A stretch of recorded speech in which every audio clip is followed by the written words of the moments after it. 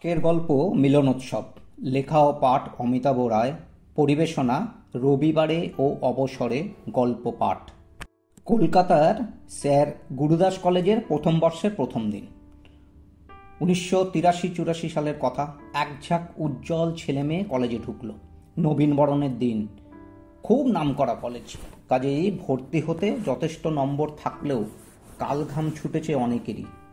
অন্যান্য কলেজের থেকে এই কলেজের আধিকারিকদের মেরুদণ্ড একটু সোজাই, তাই অন্য কলেজের মতন চিরাচরিত র্যাগিং করার প্রথা বা সুযোগ এই কলেজে নেই। এখানে ভর্তি হওয়ার জন্য ভালো নম্বরই একমাত্র মানদণ্ড। সম্ভ্রান্ত বড়লোকদের ছেলে মেয়েদের সাথে সাধারণ বা অতি সাধারণ ঘরের সন্তানরাও সমান মান্যতা পায়। মানে আমে দুধে একসাথে মিলেমিশে যেতেই হবে। তবে অনেকেরই অজান্তে তেলে জলের ব্যতিক্রমী উদাহরণও আছে বই কি। একটা মাসও যায়নি, সংসারের অমোঘ নিয়ম অনুযায়ী কয়েকটা দল বা উপদল তৈরি হয়ে গেল। সুহাস সর্বসম্মতিক্রমে ক্লাসের সিআর মনোনীত হয়েছে। বিশাল বড় লোক, সুদর্শন, সর্বোচ্চ নম্বর পাওয়া ছেলে, তবু সবাইকে সমান চোখে দেখে, সমানভাবে মেশে। সব দলের সব ছাত্রছাত্রীদের কাছে সমান গ্রহণযোগ্যতা। এহেন সুহাসও মাস ছয়েক বাদে সবচেয়ে ছোট একটা উপদল তৈরি করেছিল তনিমার সাথে। হয়তো এতদিন মেদিনীপুরের একটা ছোট্ট আধা শহরের সাধারণ ঘরের শ্যামলা মেয়েটিকে চোখেই পড়েনি। কলেজেরই লেডিস হোস্টেলে থাকতো। কলেজের বিতর্ক প্রতিযোগিতায় সুহাসকে হারিয়ে প্রথম, আর পরদিনই প্রথম সেমিস্টারে সুহাসের ঠিক পরের নম্বর পেয়ে দ্বিতীয় হয়ে প্রথম সারিতে চলে এল। সুহাস নিজে গিয়েই হ্যান্ডশেক করেছিল। নিজের অজান্তেই ওর হাতটা ধরেই কথা বলেছিল কিছুক্ষণ। অত উজ্জ্বল চোখ, অত দীপ্ত কথাবার্তা আর কারোর মধ্যেই চোখে পড়েনি সুহাসের। সবাই দূর থেকে অবাক চোখেই দেখেছিল। দেখতে দেখতে তনিমা তার অমায়িক ব্যবহার, দুর্দান্ত রেজাল্ট আর ধীরে ধীরে শ্যামলা সুন্দরীর তকমা নিয়ে মেয়েদের বিশেষ ভরসার স্থান হয়ে উঠতে লাগলো। সুহাসের বিশেষ বান্ধবী হবার সুবাদে কিছু ছেলেদের চোখ ঈর্ষায় জ্বলছিল। সুহাস প্রায় সর্বসম্মতিক্রমে অরাজনৈতিক ছাত্র সংসদের সাধারণ সম্পাদক। কলেজ সোশ্যালের অনুষ্ঠানের সাফল্যের পর সুহাস সরাসরি তনিমাকে প্রপোজ করে বসল। তনিমার স্বাভাবিক ছন্দে বলল, এটা করে আমাদের সম্পর্কে নতুন করে শিলমোহর লাগানোর কোনো দরকার ছিল না। তবে আমি কোনো সময় কথা দিয়েও কথা রাখতে না পারলে আমাদের বন্ধুত্বে যেন কোনো ছেদ না পড়ে। এতে তোর আপত্তি না থাকলে আমি রাজি। সুহাস পদার্থবিজ্ঞানে আর তনিমা অঙ্কে অনার্স নিয়ে পাশ করার পর কলকাতা বিশ্ববিদ্যালয়ে মাস্টার্স করেছে। দুজনে দুটি বিষয় নিয়ে পড়াশোনা করলেও সুযোগে দেখা সাক্ষাতের কোনো খামতি নেই। সে ভিক্টোরিয়া, ময়দান, গঙ্গার পাড় বা ন্যাশনাল লাইব্রেরি যেখানেই হোক না কেন। খামতি নেই খুনসুটি, কপট রাগ অভিমান বা উচ্চস্বরে হাসাহাসিরও। সুহাস মাঝে মধ্যে তনিমার মাথায় হাত বুলিয়ে দিত। একদিন তনিমা জিজ্ঞেস করেই ফেলল, তুই এমনটা করিস কেন? উত্তরটাতে যেন অন্য উপলব্ধি ছিল। আমার মায়ের বিশ্বাস, এই ছোঁয়া অতি আপনজনকে সুখে দুঃখে বিপদে তার পাশে থাকার আশ্বাস যোগায়। সুহাস একদিন তনিমাকে নিজের বাড়িতে নিয়ে গেলে ওর মায়ের সেই স্পর্শে তনিমা বিশ্বাসটা হৃদয়ে দিয়ে অনুভব করল। তবু পাশাপাশি চলতে চলতে ছন্দপতন শব্দটা দুজনকে মুখোমুখি দাঁড় করিয়ে দিল। সুহাসের ইউনিভার্সিটি অফ ম্যানচেস্টারে MS পড়ার আবেদন গ্রাহ্য হয়েছিল। তনিমা সব কিছুই জানত। ফুটবল খেলা পাগল সুহাস খুব খুশি, ওখানে ভালো খেলা দেখারও সুযোগ থাকবে। আর জানে প্রয়োজনে অপ্রয়োজনে বাড়ি আসার জন্য টাকা বাঁধা হবে না। জানে হাজারো কথা হলেও তনিমাকে সামনের থেকে দেখতে ইচ্ছে করবে, হাতটাও ধরতে মন চাইবে। তবে মাত্র তো 2 বছর। তনিমাও মনের কথা মনে রেখেই উচ্ছ্বাসে সায় দিয়েছে। ঘড়ির কাঁটা দৌড়েছে, ক্যালেন্ডারের পাতা বদলেছে, এমনকি ক্যালেন্ডারও বদল হয়েছে। সুহাস এই 2 বছরে মাত্র 2 বার এসেছে। বাড়ির সবাইয়ের থেকে তনিমাকেই সময় দিয়েছে অনেক বেশি। বন্ধুদের নিয়েও একসাথে আড্ডা কম জমেনি। থাকবার দিন শেষ। ফেরার দুদিন আগেই ইমেলে জেনেছে যে বিশিষ্ট এমএন কোম্পানিতে ইন্টার্নশিপ করেছিল তারা 1 বছরের চুক্তিতে ওখানে রেখে তারপর কলকাতার অফিসে ফেরত পাঠিয়ে দেবে। তাই আরও 1টা বছর অপেক্ষা করতেই হবে। উজ্জ্বল ভবিষ্যতের যুক্তি দিয়ে তনিমা এতেও সায় দিল। সুহাস ফিরে গেল। কিছুদিন বাদে তনিমাও প্রথম শ্রেণীতে উত্তীর্ণ হলো।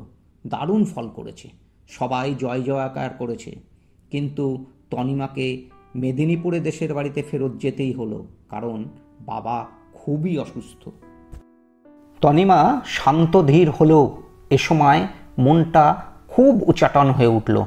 প্রথমত একটা চাকরি এখনই দরকার, দ্বিতীয়ত সুহাসের সাথে যোগাযোগ করতে পারছে না। কিছুটা দূরে এক পরিচিতের বাড়িতে ফোন করা সুহাসের না পছন্দ, নিজে শহরে গিয়ে ফোন করা এক বিরাট ঝামেলা। সর্বোপরি বাবার অসুস্থতার কারণে বাড়ি থেকে বিয়ের বিশেষ তোড়জোড় শুরু করে দিয়েছে, এমনকি পাত্র দেখাও প্রায় সারা। তনিমা কিছুটা সময় চেয়ে নিয়েছে সুহাসের মতামতটা জানার জন্য। বেশ বড় একটা চিঠি লিখল। দিন 15 বাদে আবার একটা। আরও 15 দিন অপেক্ষা করার পর বাবা মাকে বিয়ের পক্ষে মত জানালো। ওনাদের সুহাসের ব্যাপারটা অমতি ছিল, আশঙ্কাও ছিল, কারণ বিরাট বড় লোকের সুদর্শন আর অমন ব্রিলিয়ান্ট ছেলে এরকম শ্যামলারঙা মেয়েকে একদিন ঠক্কর মারবেই, সেটাই স্বাভাবিক। তনিমা এত সহজে সহমত জানাতে ওনারা অবাক। বিয়ের পর তনিমা দুর্গাপুরে শ্বশুরবাড়ি চলে গেল। আরও কিছুদিন বাদে সমস্ত জমিজমা বিক্রি করে তনিমা ওর বাবা মাকে দেখাশোনার সুবিধার্থে দুর্গাপুরেই একটা ফ্ল্যাট কিনে দিল। আরও 24-25টা বছর কেটে গেল। সবার হাতেই মোবাইল ফোনে হোয়াটসঅ্যাপ আর ফেসবুকের প্রাধান্য। ওদের ক্লাসমেট সুমনা সবার ফোন নম্বর রাখত আর সবার সাথে সময় বার করে অদ্ভুতভাবে যোগাযোগ করত। একদিন একটা হোয়াটসঅ্যাপ গ্রুপ তৈরি করলো। বেশিরভাগই বেশ একটা মজা আর আনন্দ পেল। সপ্তাহান্তের 2টো দিন বেশ কথাবার্তা চলতে লাগলো। মাস 6 বাদে সুমনা একটা মিলনোৎসবের প্রস্তাব দিল। বন্ধুত্বের 25 বছর আর নিজেদের 50 বছর পূর্তি উপলক্ষে প্রায় সবাই রাজি হয়ে গেল। সবার একটাই ইচ্ছা, সুহাস আর তনিমা যেন অবশ্যই আসে। সুমনা সে দায়িত্বও নিয়ে নিল। বিদেশে যারা আছে তারা পুজোর একটা দিন বাঁচতে বলল। কলেজেরই কাছেই একটা বড়সড় রেস্টুরেন্টে ঘন্টা 4-5 জন্য বুক করা হলো। বিশেষ দিনটি অবশেষে এসেই গেল। জনা 30 তো উপস্থিত হয়েই গেছে। কিছুক্ষণের মধ্যে সুহাসও হাজির। সুঠাম শরীর, একটা টি-শার্ট আর জিন্সের প্যান্ট পরিহিত, যেন কোনো ফিল্মের হিরো। কে বলবে এক পৃথিবী বিখ্যাত এমএনসি কোম্পানির ভাইস প্রেসিডেন্ট। বন্ধুদের কয়েকজনও চাকরিতে ওর অধীনে থাকলেও সবার সাথেই সাবলীল ব্যবহার, শুধু চোখটাই অশান্ত, একজনকেই খুঁজছে। অনেক গল্প, অনেক স্মৃতিচারণা, অনেক না শোনা গোপন ঘটনার আলোচনার মাঝে ঘণ্টাখানেক বাদে ঘাম মুছতে মুছতে তনিমা হাজির। সবাই উচ্ছ্বসিত, প্রায় কেউই ওর উপস্থিতি আশা করেনি। একমাত্র সুমনার সাথেই কদাচিৎ যোগাযোগ আছে। সুহাসের চোখের পলক যেন পড়ছিলই না। ওর চোখে অতীতের সুন্দরী আজ যেন অপ্সরা হয়ে উঠল। হঠাৎ সাদা স্মৃতি দেখে হতভম্ব হয়ে গেল। বোঝার চেষ্টা করল তনিমা কতটা আধুনিক হয়েছে। সবাইকে হাত নাড়িয়ে হাই হ্যালো করে ধীর পায়ে সুহাসদের টেবিলে একটা ফাঁকা চেয়ারে বসল। ততক্ষণে তো 50-এ বন্ধুত্বের 25 শিরোনামের আড্ডা জমে উঠেছে। সবার গল্প যেন সারা। এবারে সবাই যেন একসাথে তনিমার ওপরে ঝাঁপিয়ে পড়ল। অনেক প্রশ্ন, উত্তর যেন একে একে দিতেই হবে। প্রথমে 1 গ্লাস ঠান্ডা জল খেলো, তারপর কফিতে একটা চুমুক। বলা শুরু করলো, আমি এখন কলকাতাতেই থাকি, একটা স্কুলে পড়াই। আমার মেয়ে ত্রিনাই আমার অভিভাবক। পাশের বিল্ডিংয়ের দোতলায় ওর অফিস। আমাকে ওই সঙ্গে করে নিয়ে এসেছে। আসলে ময়দান, ভিক্টোরিয়া, প্রিন্সেপ ঘাট ছাড়া নতুন করে আর কেউ কিছু চিনিয়ে দেয়নি। তাই মেয়ের হাত ধরেই দুর্গাপুর, পুরী, দার্জিলিং, কলকাতার চেনা গণ্ডির মধ্যেই থেকেছি। আস্তে আস্তে সবাই তনিমাদের টেবিল ঘিরে দাঁড়ালো। স্বামীর সম্পর্কে কৌতূহলী প্রশ্নের উত্তরে বলল, আসলে কোনো এক দুর্বল মুহূর্তে এক জ্যোতিষী দেখিয়েছিলাম। ওনার একটা কথাই শুধু মিলেছিল, আমার বৈধব্য। এই বিশ্বাস থেকেই আমার এই বিয়েটা করা। ভাগ্যিস তখন কোনো জেদ করিনি। তৃণা জন্মের 1 মাস আগে থেকেই পিতৃহারা। একটা বড়সড় গাড়ি দুর্ঘটনায় ওনার মৃত্যু।